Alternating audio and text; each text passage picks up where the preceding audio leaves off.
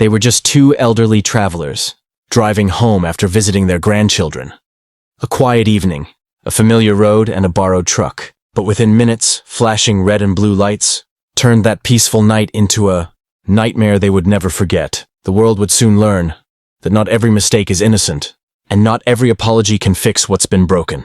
It was a warm evening in Santa Fe, New Mexico. The sun had already dipped below the horizon, leaving behind a golden hue that reflected off the side mirrors of a silver pickup truck. Inside, Henry and Martha Johnson, both in their 70s, were humming softly to an old gospel tune playing on the radio. They had spent the weekend visiting their grandchildren in Albuquerque and were finally on their way home. Henry was a retired school principal, a man of calm composure and gentle voice. Martha, a retired nurse, always kept a thermos of tea by her side. Life had taught them patience, grace, and dignity. But that night, the world would test all three. As they turned into a quiet parking lot to check directions, they noticed police lights flashing behind them. Henry frowned. Maybe they need help, he murmured, pulling over calmly. But before he could step out, the voice from the loudspeaker roared, "Hands where we can see them! Step out of the vehicle, now!" Martha's heart began to race. "Henry, what's happening?" she whispered. Two officers approached, young, tense, and suspicious. Their flashlights cut through the dark interior of the truck like blades.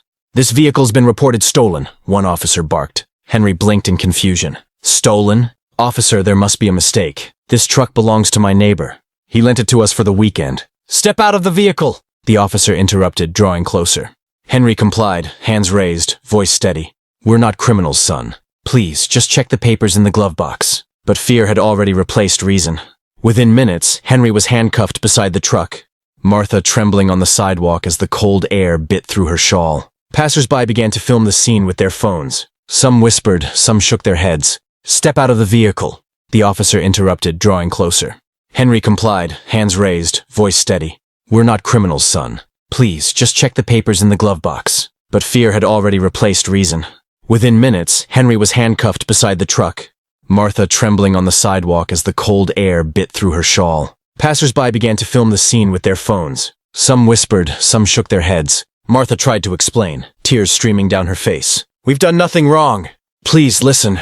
But no one listened. One officer whispered to the other, "Plate doesn't match. This has to be it." Yet the truth was simple. A clerical error in the system. A mismatched license plate entered incorrectly by a clerk miles away. For 40 long minutes, Henry and Martha stood humiliated.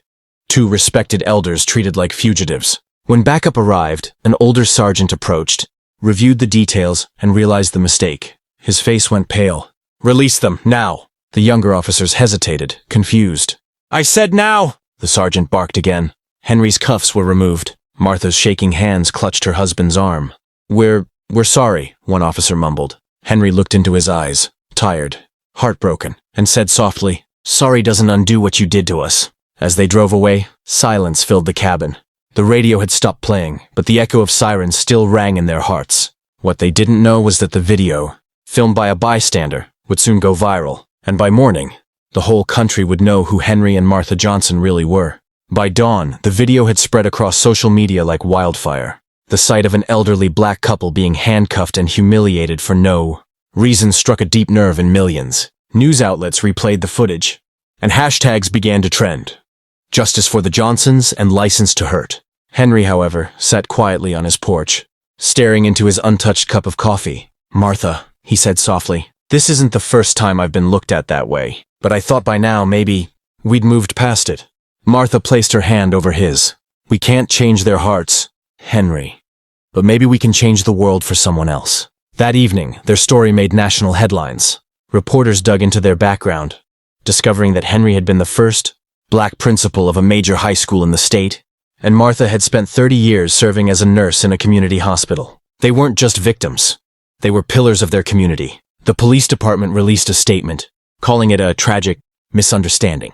But the community demanded more than words. They wanted accountability. Peaceful protests began outside the precinct. Young people held signs that read, "Respect has no color, and being black is not probable cause."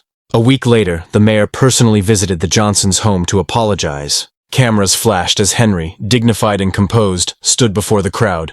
"We forgive," he said slowly, "but we will not forget, because forgetting means it can happen again." His words became a rallying cry across the nation. Schools began inviting him to speak about racial bias and systemic injustice.